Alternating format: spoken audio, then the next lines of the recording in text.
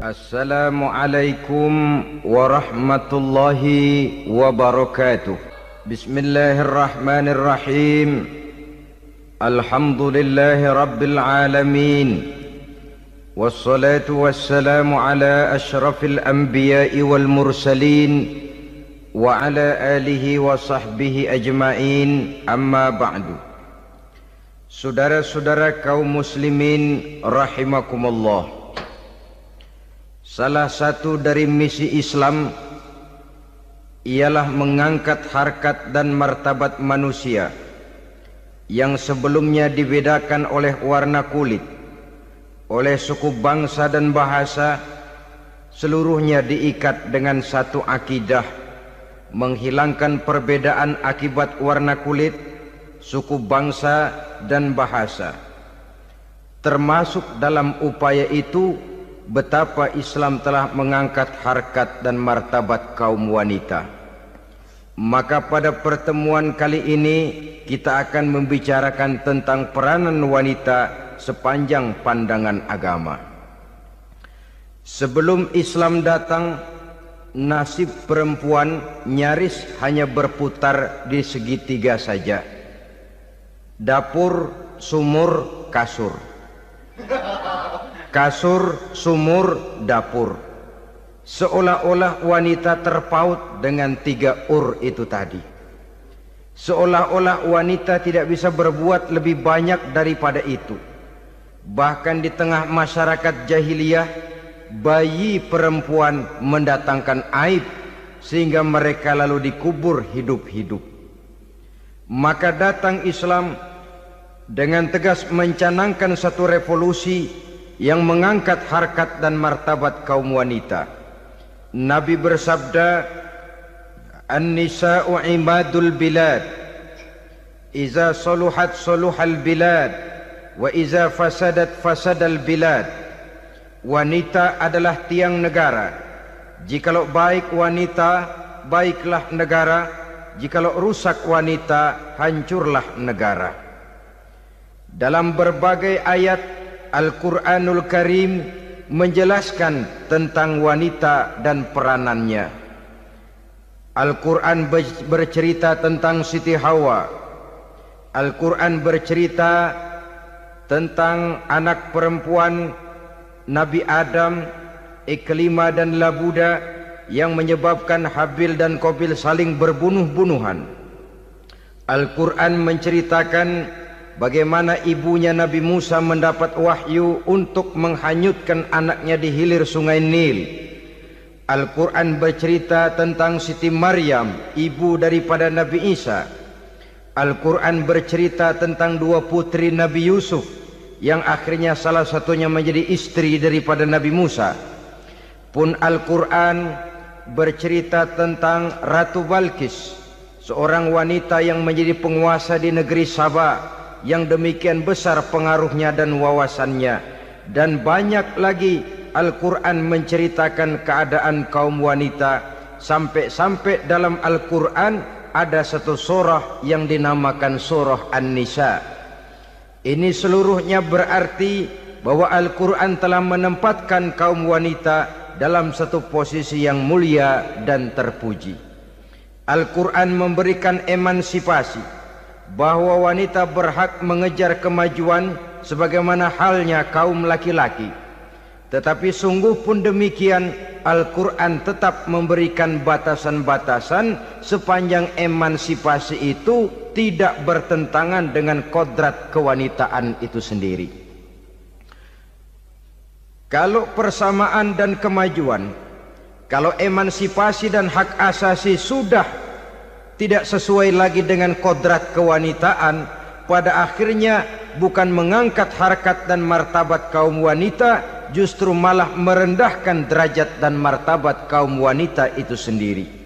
Seperti sebagian besar wanita ini, mereka berteriak menuntut tentang persamaan hak, tapi mereka melupa apa batasan daripada persamaan hak itu sendiri. Sesungguhnya Islam dengan segala konsepsinya yang mengangkat martabat kaum wanita itu memberikan keleluasaan kepada kaum wanita untuk maju bersama laki-laki sepanjang tidak menginjak-injak kodrat kewanitaan itu sendiri. Kalau sudah sampai kepada menginjak kodrat kewanitaan, maka akan merendahkan martabat kaum wanita. Sebab apa? Secara fisik dan psikis agaknya memang laki-laki sudah ditakdirkan oleh Allah untuk menjadi pembimbing bagi kaum wanita. Walaupun tidak tertutup kemungkinan wanita tampil sebagai pemimpin, tetapi dari segi fisik biologis misalnya, laki-laki itu diciptakan kekar, kuat untuk memikul dan melaksanakan tugas-tugas yang berat. Sedangkan perempuan pada umumnya adalah lembut, ayu, lemot, denok, geboy, dan lain sebagainya. Maka kalau kita baca sejarah, Allah itu belum pernah mengutus rasul perempuan. Semua rasul laki-laki. Sebab apa? Secara fisik biologis tugas kerasulan lebih dimungkinkan oleh seorang laki-laki. Tugas rasul itu berat. Kadang-kadang perang, dicaci maki, berhadapan dengan ujung tombak, ujung pedang dan lain sebagainya. Makanya seluruh rasul laki-laki, dan Allah belum pernah mengutus rasul perempuan. Dari segi lain, perempuan itu banyak terhalang untuk melaksanakan ajaran agama. Misalnya 1 minggu dalam sebulan perempuan itu terkena cuti khusus, mengalami masa menstruasi, tidak sholat, tidak puasa, tidak melaksanakan ajaran agama yang tidak dibolehkan pada saat menstruasi itu. Kalau ada rasul perempuan, lalu saat malaikat akan menyampaikan wahyu, kebetulan rasulnya sedang wah, itu bisa balik-balik lagi malaikat Jibril ke langit itu. Mau turun nyampein wahyu, balik lagi ke atas, ditegur, kenapa balik lagi Jibril? Rasulnya lagi head.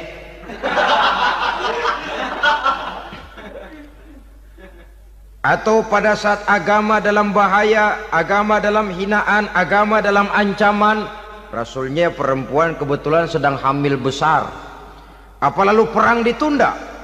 Pengumuman perang ditunda saja sampai rasul melahirkan. Tentu lebih tidak mungkin lagi. Secara fisik biologis, laki-laki lebih memungkinkan untuk melaksanakan tugas kerasulan ini. Maka seluruh rasul yang diutus Allah adalah laki-laki.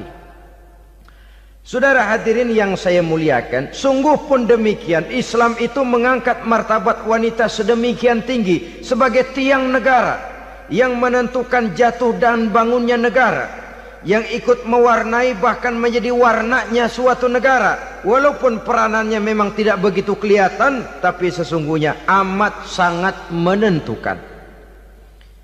Oleh karenanya, secara umum emansipasi yang digariskan oleh Islam, emansipasi yang tidak bertentangan dengan kodrat kewanitaan di berbagai aspek kehidupan. Kalau sekarang emansipasi ini kelihatannya sudah salah pasang, salah kaprah. Bahkan belum lama kita menyaksikan bagaimana ada binaragawati. Di zaman sekarang perempuan sudah mulai angkat besi. Saya mulai mikir kalau perempuan sudah pada angkat besi, ini sudah tanda suaminya udah deket dibanting-bantingin ini. Tahun-tahun mendatang mungkin akan menyusul perempuan mulai narik beca.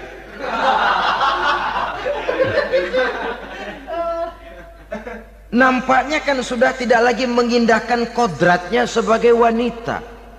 Ada olahraga yang hanya pantas dikerjakan oleh laki-laki.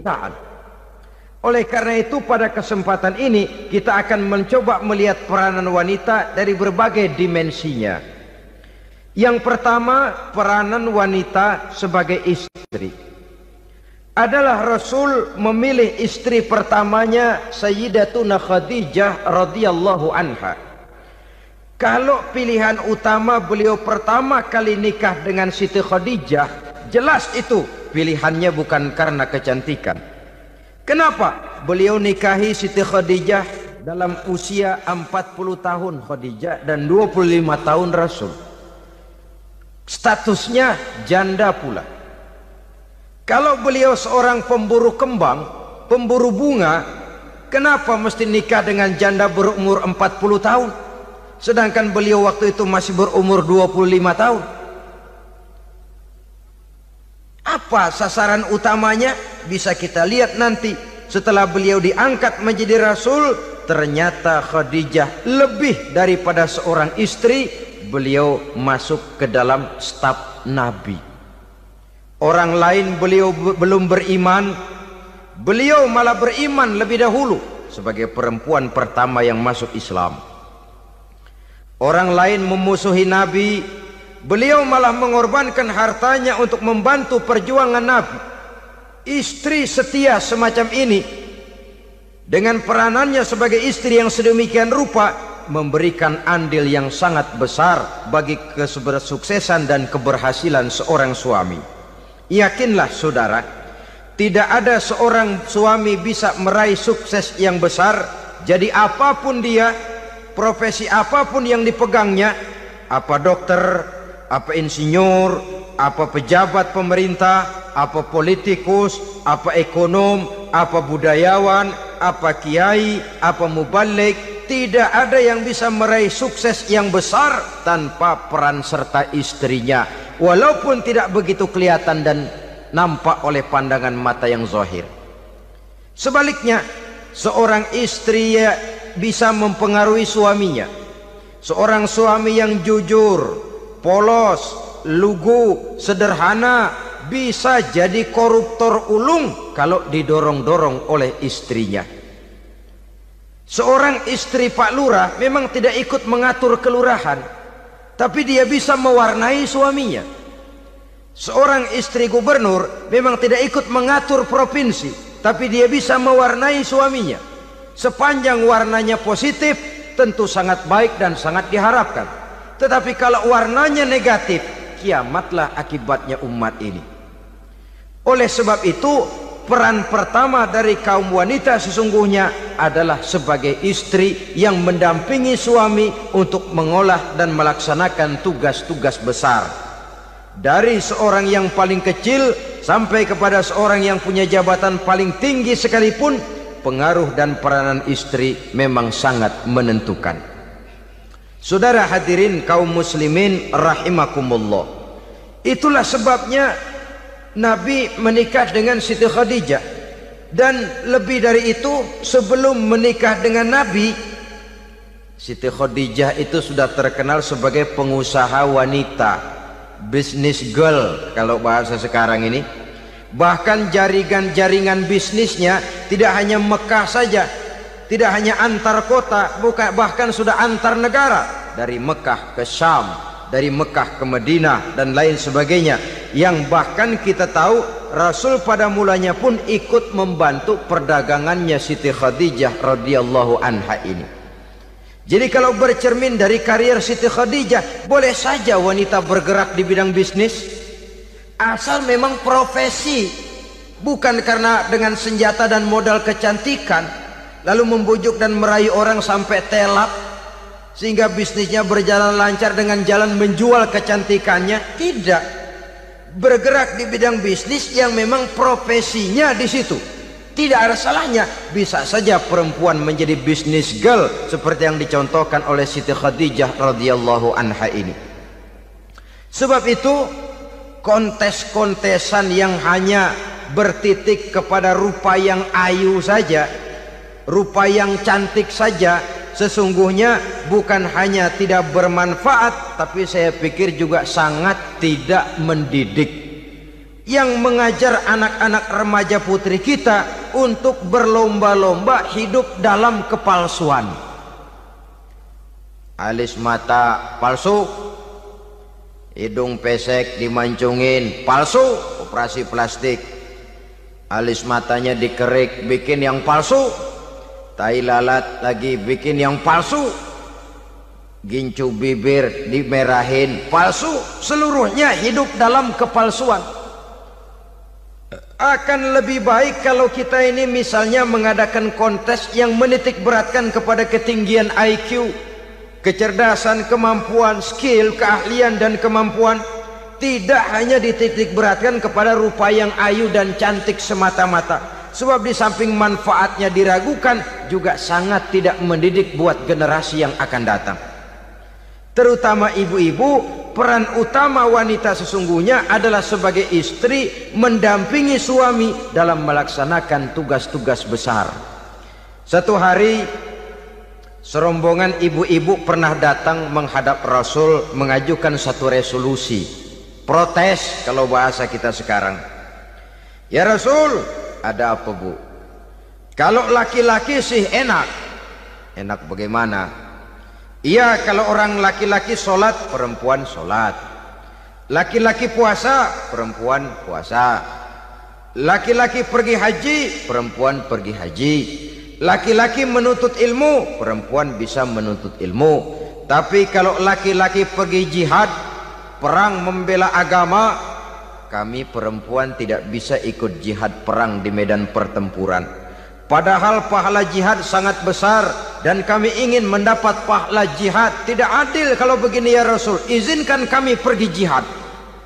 Ini perempuan di zaman Rasul, kalau ada kebaikan tidak bisa ikut, rasanya rugi bukan main, lalu protes. Apa jawab Rasul? Beliau senyum. Ibu-ibu jangan khawatir, walaupun ibu-ibu tidak maju ke medan perang, ada ibadah yang pahalanya sama dengan pahala jihad itu. Apa ya Rasul? Beliau menjawab, jihadukunna fi baitikunna. Jihadnya ibu-ibu, jihadnya kaum wanita adalah di rumah tangganya sebagai istri. Memasak makanan suaminya, mencuci pakaian istrinya, mengasuh, merawat dan membesarkan anak-anaknya. Itu seluruhnya bagian daripada ibadah yang pahalanya tidak kurang dengan pahala jihad. Kenapa? Al-Quran itu memberikan sesuatu sesuai dengan kedudukannya. Kalau perempuan pergi perang jihad membela agama, musuhnya laki semua, kayak apa perangnya? Itu musuhnya bisa nggak mau pakai pedang, perangnya udah gulat aja udah. Sehingga Rasul lalu memberikan satu jalan keluar yang membuat wanita-wanita itu lega. Jihadukunna fi baitikunna. Ibu-ibu sih tidak usah khawatir, jihad ibu adalah di rumah tangga ibu-ibu semua. Sejak bangun tidur sampai tidur kembali, nyaris kaum ibu itu 24 jam pekerjaannya. Sebagai istri, dia melaksanakan jihad di rumah tangganya. Peranan wanita yang pertama adalah sebagai istri, yang walaupun tidak kelihatan dan menonjol seperti halnya laki-laki, tapi sangat mewarnai, bahkan menjadi warna dari tugas apapun yang dihadapi oleh suaminya. Dulu ada seorang orator, kalau pidato hebat bukan main. Kalau dia bernada gembira, semua orang senyum. Kalau dia bercerita tentang sesuatu yang sedih, satu masjid orang nangis. Orang tanya kepadanya, Pak, bisa pidato begitu hebat, siapa yang bikin? Ya saya sendiri. Istrinya dari belakang bilang, tidak, yang bikin pidatonya hebat saya. Kata suaminya, mana bisa, saya, kata istrinya. Kalau saudara tidak percaya, tunggu Jumat depan, dia khutbah Jumat, saya akan bikin khutbahnya tidak hebat, kata istrinya. Sudah hari Rebo, siap-siap mau bikin konsep khutbah, baru mau nulis, datang istrinya, Bang, tolong pegangin anak, saya mau ke warung. Mau bikin konsep lagi, kata istrinya, Bang, tolong ini, tolong itu, tolong ini. Sampai mau berangkat khutbah Jumat, khutbah belum selesai dibikin. Begitu naik mimbar, kehabisan bahan. Sudah 10 menit masih ama ba'du. Ini yang dengar heran, ini orang kok bicaranya bisa cuma amat sama badu saja. Di situ kelihatan saudara-saudara betapa peran serta istri yang walaupun tidak kelihatan oleh pandangan mata yang zahir, tapi teramat sangat menentukan. Sekali lagi, tidak ada seorang suami bisa sukses jadi apapun dia tanpa peran serta istrinya di rumah.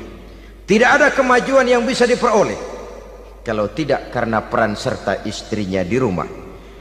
Tidak ada kesuksesan yang bisa diraih tanpa keikutsertaan daripada istrinya di rumah. Walaupun suaminya yang dikenal orang, suaminya yang dipuji orang, suaminya yang disanjung orang, bagian besar tetaplah saham dan andil daripada istrinya yang di rumah itu. Ini makna an-nisa imadul bilad. Wanita adalah tiang negara. Jikalau baik wanita, baik negara. Jikalau rusak wanita, hancur negara. Karena wanita, negeri Sabah menjadi terkenal, tentram, aman, wawasan politiknya luas. Seorang semacam Cleopatra bisa menaklukkan Julius Caesar. Dan begitu selanjutnya. Banyak cerita-cerita betapa wanita yang berperan di belakang layar ini bahkan bisa menggoyangkan negara. Bahkan yang paling dekat saja contoh dengan kita, Senator Gary Hart. Saudara masih dengar tentu itu. Betapa harus terpaksa mengundurkan diri dari pencalonan presiden Amerika karena kasusnya dengan Donna Rice itu, dengan hostess itu.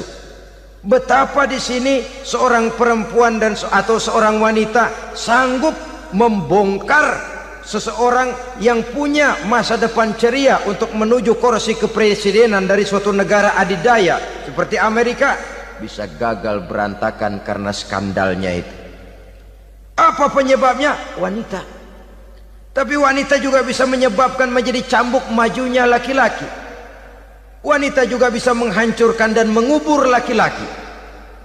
Saudara hadirin yang saya muliakan, ia memang kelihatannya makhluk yang lemah, tapi di balik kelemahannya itu sesungguhnya dia bisa menelan laki-laki yang bagaimanapun besarnya.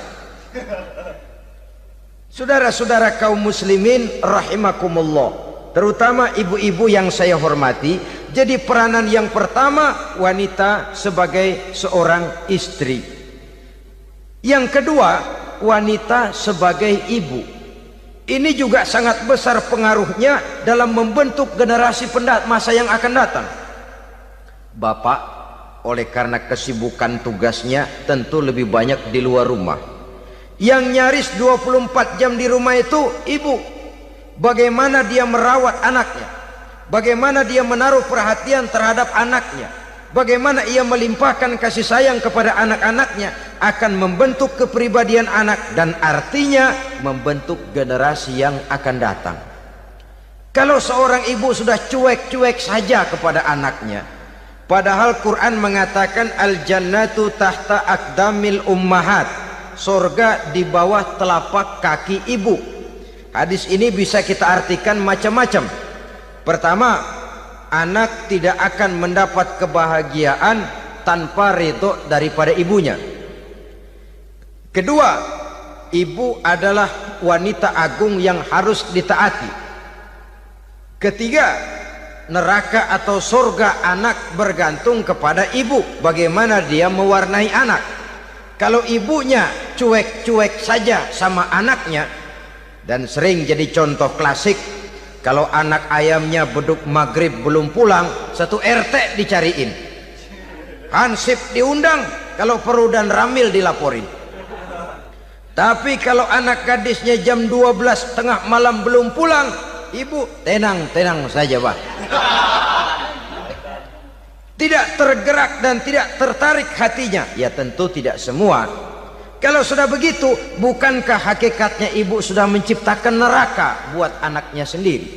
Khalil Gibran dalam satu tamsil yang indah pernah mengatakan, kalau kita diberikan sebutir mutiara, sebutir intan, dan intan itu sebutirnya sebesar telur ayam, benda yang sangat langka dan berharga, tentu kita sayang intan atau mutiara itu.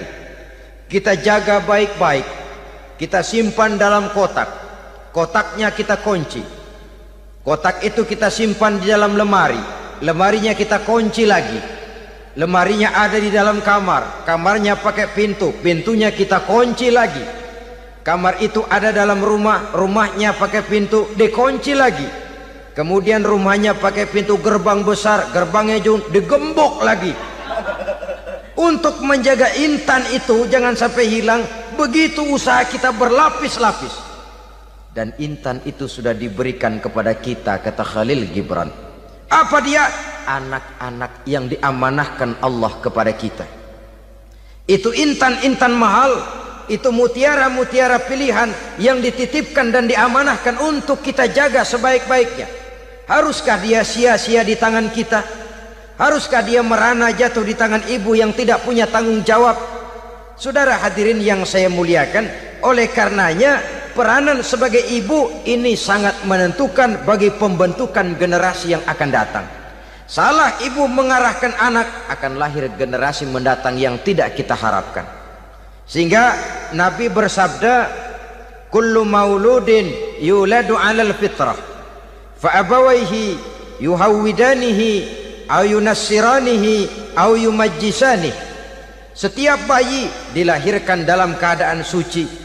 Setiap bayi dilahirkan dalam keadaan bersih, tidak punya dosa. Islam tidak mengenal dosa warisan. Semua saja bayi lahir dalam keadaan suci dan bersih. Kalau demikian lalu bagaimana? Kata Nabi, ibu bapaknya lah yang kelak akan menjadikan anak itu sebagai Yahudi, yang kelak menjadikan itu anak itu sebagai Nasrani, atau menjadikan anak itu sebagai Majusi. Ibu bapaknya yang mewarnai anak. Ibaratnya anak itu kertas putih, mau ditulis tinta hijau warnanya hijau, mau ditulis tinta merah warnanya merah, mau ditulis tinta hitam pun warnanya hitam. Oleh karena itu pembentukan anak yang soleh secara mental sesungguhnya sudah diwarnai oleh kebiasaan ibu bapak dalam pergaulan di rumah tangganya secara mental. Sehingga dengan demikian saudara-saudara, salah kaprah ibu dalam mengarahkan anak-anaknya akan melahirkan generasi penerus yang sungguh-sungguh tidak kita harapkan, dan pada gilirannya akan membahayakan perkembangan bangsa dan negara, membahayakan kita sebagai suatu umat. Apalagi sekarang ini masih banyak orang-orang muslim, orang-orang tua muslim yang kadang-kadang menyekolahkan anaknya di sekolah yang membahayakan akidahnya, mematikan imannya, menghancurkan tauhidnya. Pokoknya asal bonafid keluar sekolah ada jaminan lapangan kerja. Perkara anak mau kafir mau murtad bukan urusan. Alangkah ironi dan sangat menyedihkan. Saudara-saudara yang saya hormati, jadi dari segi kaum wanita peranan ibu sangat besar. Dari segi anak, ketaatan kepada ibu, doa restu ibu akan membawa kepada kebahagiaan hidup. Doa ibu mustajabah, kutukan ibu manjur. Beberapa hikayat dan riwayat menjadi contoh dan tamsil buat kita betapa tidak ada satu kebahagiaan di dunia ini yang bisa ditegakkan tanpa doa restu daripada ibu. Pantas kalau dalam Al-Quran ada ummul kitab, ibunya atau induknya kitab. Tiap negara punya ibu kota, bapak kota tidak ada. Lalu lagi wawasan Nusantara disebut ibu pertiwi, bapak pertiwi kemana tahu. Saudara hadirin yang saya muliakan, lalu dalam peringatan hari-hari besar nasional ada yang namanya Hari Ibu. Hari bapak nggak pernah diperingati. Ada hari ibu, dan ibu itu pun ada Ibu Kartini, ada Ibu Dewi Sartika, dan macam-macam lagi yang seluruhnya merupakan refleksi dan gambaran betapa peranan kaum wanita di dalam kehidupan ini yang memang banyak mewarnai dan menjadi warna dari suatu kegiatan. Saudara-saudara kaum muslimin rahimakumullah, apabila yang pertama tadi kita melihat peranan kaum wanita sebagai istri, betapa ia berpengaruh besar dalam ikut menunjang keberhasilan dan kesuksesan suaminya. Kemudian pada peranannya yang kedua, wanita sebagai ibu di rumah tangga, betapa ia ikut membentuk, mempengaruhi, mewarnai dan membimbing kepribadian anak sebagai generasi penerus, maka pada peranan yang ketiga ini kita akan melihat wanita sebagai social agent, sebagai penggerak kegiatan sosial di berbagai bidang kehidupan. Apakah itu bernama majelis taklim, apakah itu bernama perkumpulan dan yayasan-yayasan kemanusiaan, organisasi-organisasi yang bergerak di bidang pendidikan, bahkan di zaman sekarang bukan hanya menjadi penggerak sosial, bahkan sudah banyak kaum wanita yang menggerakkan satu bangsa. Dunia mengenal Margaret Thatcher, dunia mengenal Indira Gandhi, dunia mengenal Bandara Naike, dunia mengenal Corazon Aquino, dunia mengenal Golda Meir dulu itu dari Israel, dunia mengenal Imelda Marcos yang ambisius tapi yang kemudian melangkah kepada jalan yang negatif dari tujuan semula. Ini bukan hanya sekedar social agent, tapi bahkan sudah mengarah kepada menggerakkan dan mewarnai suatu bangsa. Islam membuka pintu ke arah itu.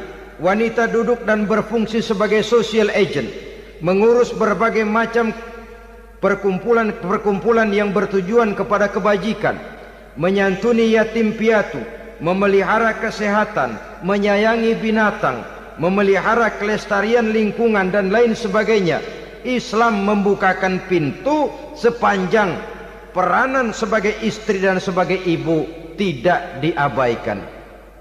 Ini sebab yang utama, salah seorang perempuan, kaum wanita, kalau terlalu aktif berorganisasi, terlalu aktif bermasyarakat, terlalu aktif dalam berbagai macam perkumpulan, lalu melupakan tugas utamanya sebagai istri dari suaminya, sebagai ibu dari anak-anaknya.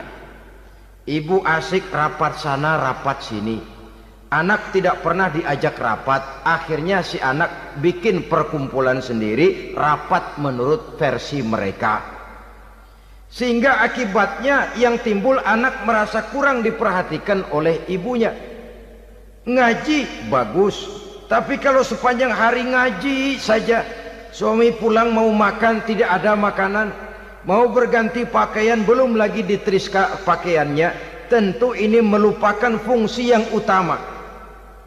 Kegiatan sosial, kegiatan di organisasi adalah jadwal kegiatan setelah fungsi sebagai istri dari suami, sebagai ibu dari anak-anak dilaksanakan dengan sebaik-baiknya.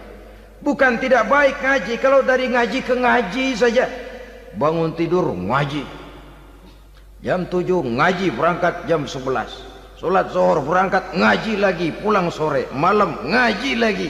Suami tidak terurus, anak-anak pun terbengkalai, rusaklah rumah tangga. Dan bukankah satu bangsa terdiri dari satu tatanan masyarakat, dan tatanan masyarakat yang paling kecil bernama keluarga? Keluarga merupakan unit dari masyarakat, unit yang terkecil, dan keluarga terdiri dari pribadi-pribadi yang merupakan bapak, ibu, dan anak-anak. Sehingga masyarakat bangsa yang baik terdiri dari masyarakat yang baik, masyarakat yang baik tersusun dari keluarga-keluarga yang baik, dan keluarga yang baik akan muncul dari pribadi dan individu yang baik. Pribadi dan individu yang baik yang sadar mana kewajiban yang primer, mana kewajiban yang sekunder. Sebagai social agent, dia lalu mawas diri dengan tetap mempertimbangkan kodrat kewanitaannya itu tadi. Saya ikut prihatin kalau ada perempuan main sepak bola, dan saya yakin betul kalau perempuan main sepak bola, yang nonton pasti bukan nonton bola. Ya mungkin bola juga, tapi bola yang mana itu wallahu a'lam. Ya dicari olahraga yang sesuai dengan kodrat kewanitaan begitu. Dicarilah olahraga yang sesuai dengan kodrat kewanitaan. Sepak bola sudah maju, ya belakangan saya katakan tadi muncul lagi wanita angkat besi. Belakangan bisa kita bayangkan wanita main tinju. Babak belur sudah kalau sudah begitu. Kemajuan dengan melupakan kodrat kewanitaan akan menyengsarakan kaum wanita itu sendiri. Silahkan maju menjadi social agent, menjadi penggerak di masyarakat. Para istri Rasul bisa kita jadikan satu figur. Siti Khadijah, figur sebagai istri pendamping yang setia. Dikala suaminya bingung, ia tampil memberikan pandangan. Dikala suaminya bingung, ia memberikan tanggapan. Dikala suaminya dimusuhi orang, ia menampakkan kesetiaannya. Kau tidak sendiri bang, aku di sisimu.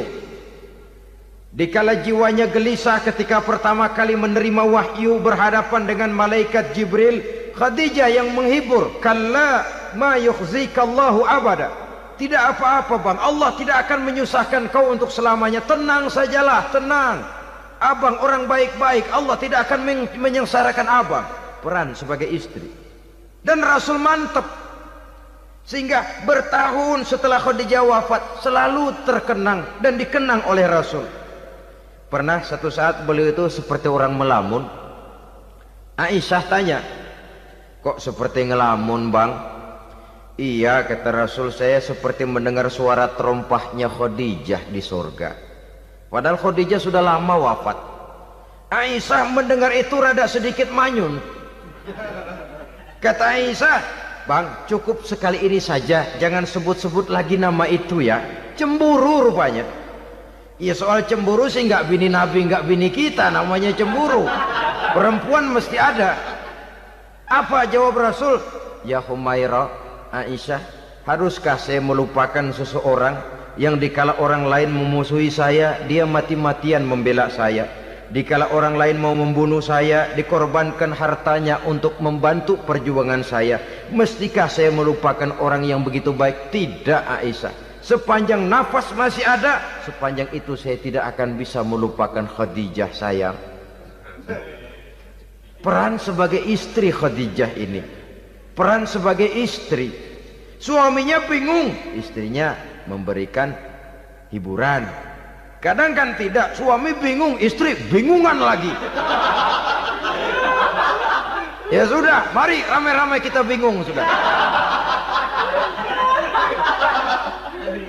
Bukan mencari jalan keluar, yang sudah bingung malah ditambahin bingung lagi.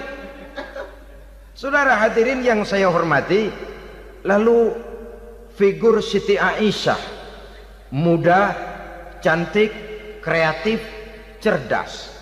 Kalau bahasa sekarang barangkali wanita karier ini. Ini figur-figur loh. Jadi punya keistimewaan masing-masing, sehingga ada pilihan. Ya tentu orang mencari istri itu kan karena ada dasar pilihan. Mungkin rupanya kurang menarik tapi akhlaknya bagus. Mungkin akhlaknya sedang-sedang saja tapi potongannya cakep, masih ada pilihan. Sudah potongan jelek, akhlak bejat, emangnya lu milih merem tempo hari ya?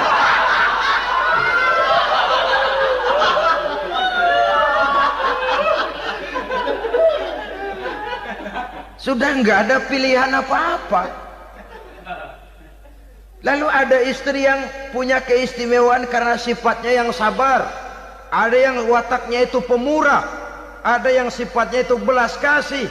Pendeknya, dari istri-istri Rasul kita bisa menemukan figur-figur wanita teladan.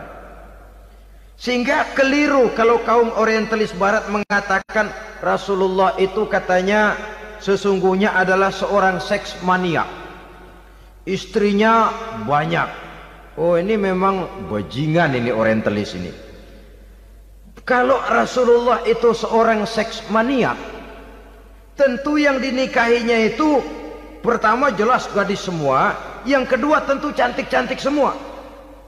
Dari istri-istri beliau yang dikawininya dalam keadaan gadis cuma Siti Aisyah. Selebihnya janda. Apa pertimbangannya? Menyantuni yatim-yatimnya, mengayomi janda-janda yang ditinggal suaminya gugur di medan perang, untuk memperkuat keimanannya. Itu pilihan utama Rasul. Kita sekarang ini ya ngakunya sih ikut sunnah Rasul, cuma sunnahnya urusan kawin melulu. Ada duit sedikit, kawin maning, kawin maning. Ditanya orang kenapa kawin melulu, sih mas sunnah Rasul. Bukan main. Kalau sudah urusan kawin pahlawan betul sunnah Rasul. Padahal kawin lagi dalam Islam itu sungguh pun boleh, tapi tidak diperintah. Tidak diperintah, memang cuma boleh. Itu kalau dalam pesawat itu cuma semacam emergency exit lah ya. Yang tidak boleh sembarang waktu bisa dibuka. Kalau memang sanggup berlaku adil, tafadhol. Kalau tidak, satu juga nggak habis. Lagian saya kira perempuan itu kan cuma perbedaan rupa saja, perbedaan selera saja. Seperti singkong dengan sate, bedanya kan cuma di tenggorokan. Kalau sudah masuk ke perut, kenyangnya kan sama. Perempuan cuma berbeda dalam selera, rasanya barangkali ya, barangkali.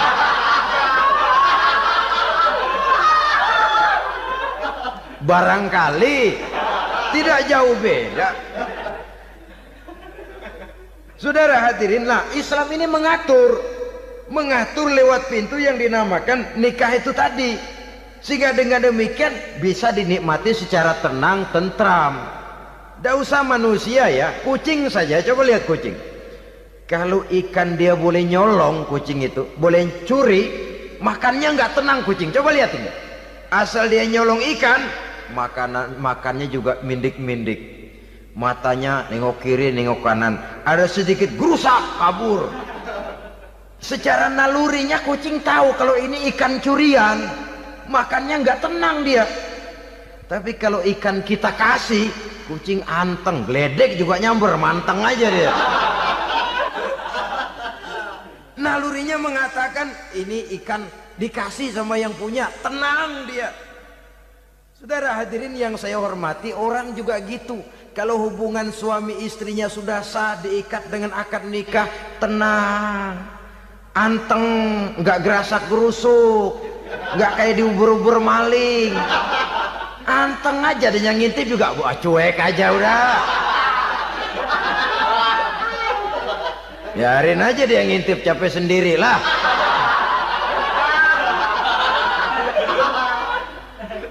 Tapi kalau nyuri-nyuri, coba lihat dah. Mana di kebun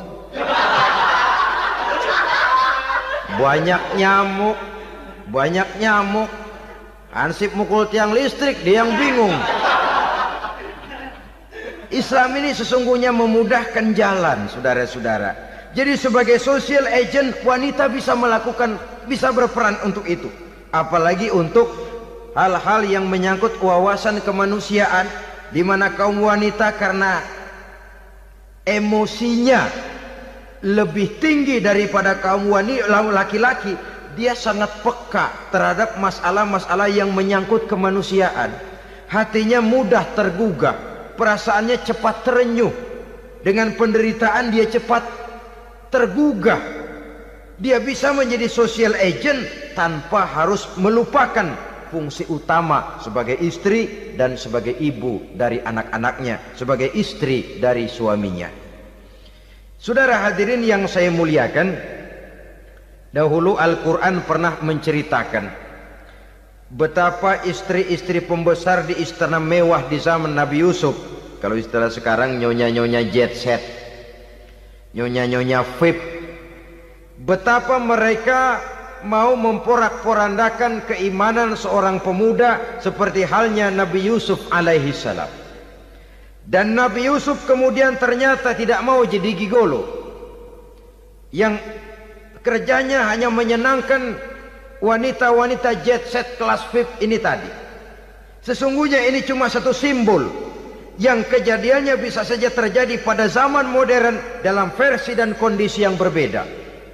Namun bagaimanapun juga wanita dengan peranannya sebagai social agent, sebagai penggerak masyarakat, sangat besar pengaruhnya dalam ikut mewarnai perkembangan suatu negara.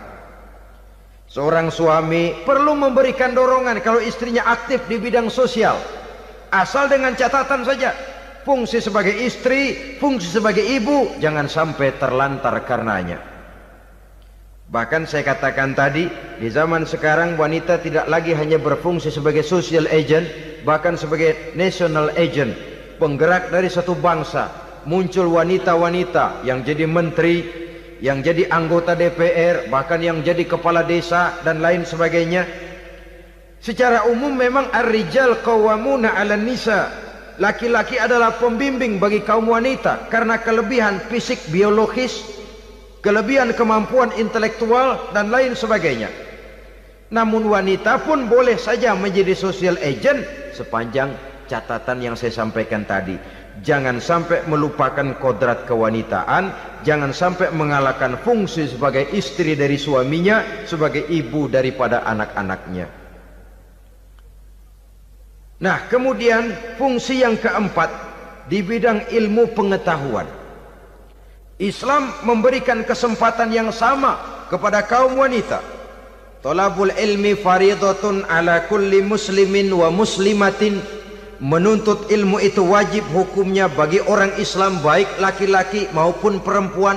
Sampai dibentuk kalimat pengecua khusus ini, muslimin wa muslimatin, bagi muslim laki-laki, bagi muslim perempuan. Dan alhamdulillah, kalau dulu di zaman Raden Ajeng Kartini, nasib perempuan berada di balik pintu yang digembok rapat-rapat.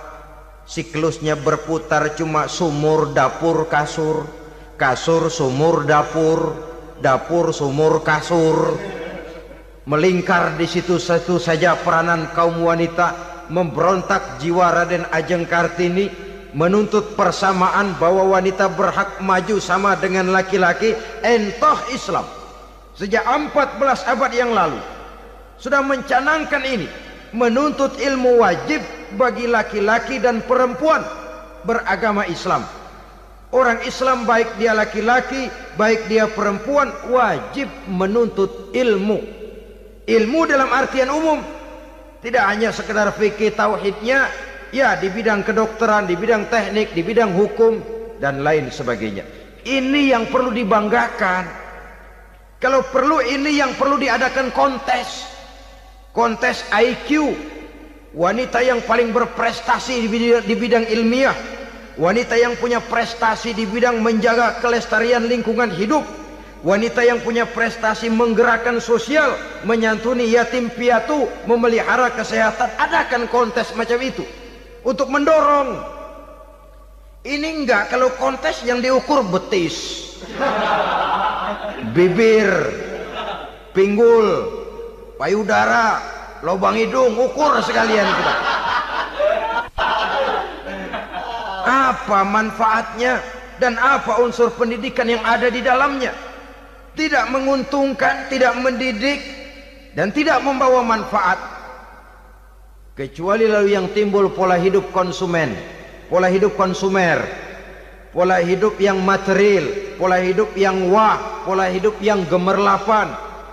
Ya, kalau oleh anak-anak muda yang terjangkau. Kalau tidak, dia hanyut ditelan mimpinya. Dia ingin bergaya hidup jet set, sementara dia dihadapkan oleh kenyataan bahwa dia tinggal di kampung, ibu bapaknya orang kampung, dan lain sebagainya. Jiwanya berontak, terjadilah kegalauan, terjadilah kerancuan, terjadilah komplikasi, perang di batin antara keinginannya dengan lingkungan nyata yang dihadapinya. Dan kalau sudah ada gejala semacam itu, penyakit-penyakit kejiwaan akan mudah muncul. Ini gejala terutama buat orang-orang yang tinggal di daerah transisi. Kota besar bukan, kampung banget juga enggak, daerah cekak.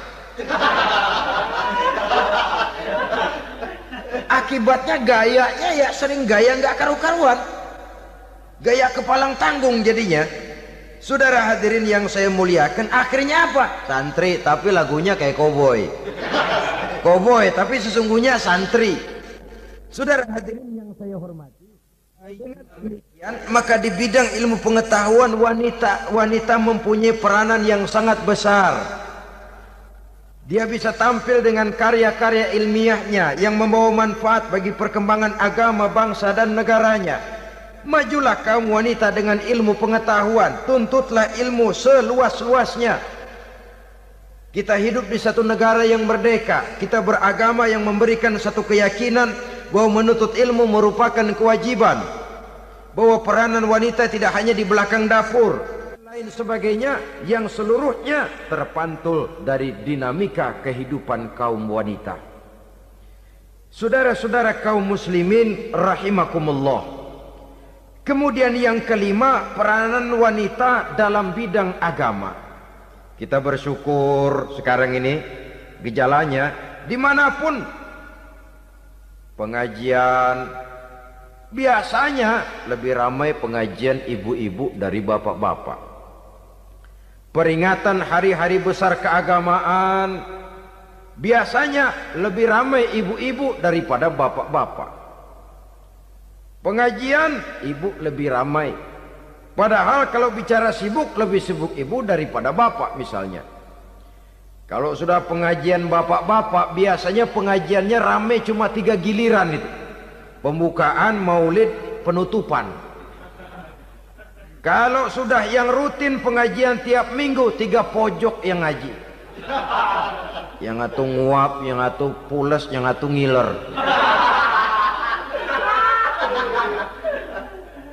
Saudara hadirin yang saya muliakan, ada badan kontak majelis taklim yang merupakan wadah daripada kegiatan ibu-ibu. Ada Ittihadul Muballighat, Persatuan Muballighat, ada Persatuan Para Asatizah, dan macam-macam lagi peranan ibu-ibu di dalam kehidupan beragama. Tapi sesungguhnya harus dimulai dari bagaimana si ibu mewariskan jiwa agama kepada anak-anaknya di rumah tangganya. Kalau itu gagal, dia mau melangkah ke masyarakat, dia sudah gagal sejak awal sesungguhnya. Keberhasilannya dia menata masyarakat akan mengakibatkan dia nanti bernasib seperti Nabi Nuh. Berhasil mengajak beberapa orang kafir mengikuti ajarannya, tapi gagal mengislamkan putranya sendiri Kan'an. Bukan tidak berusaha, tapi memang Allah sudah menghendakinya sedemikian untuk menjadi contoh buat kita semua.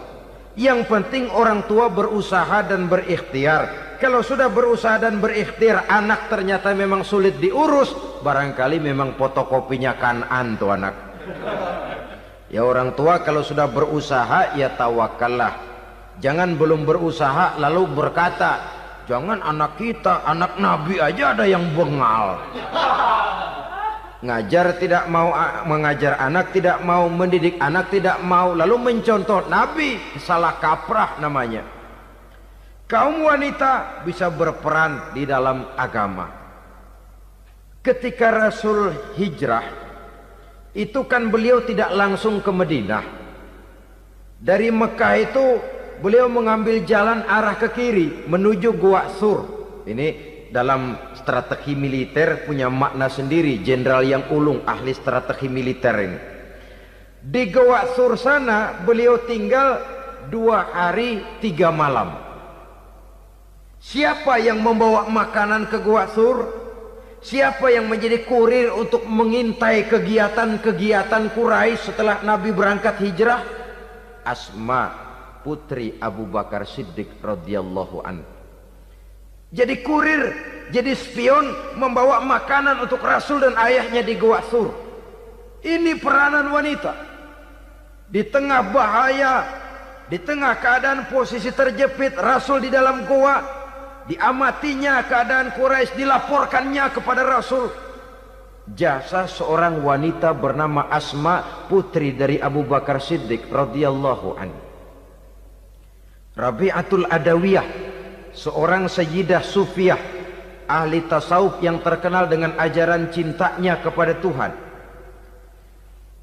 Dia bisa menjadi tokoh wanita dalam gerakan sufi oleh karena kegiatannya di bidang agama, dalam arti mujahadahnya kepada Allah Subhanahu wa taala. Dia korbankan bagian besar daripada hidupnya untuk mengabdi kepada Allah.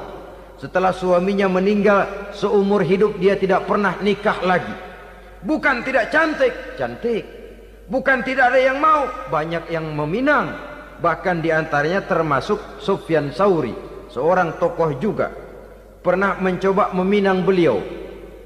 Kata Sufyan, Rabi'ah, bagaimana? Kamu kan janda?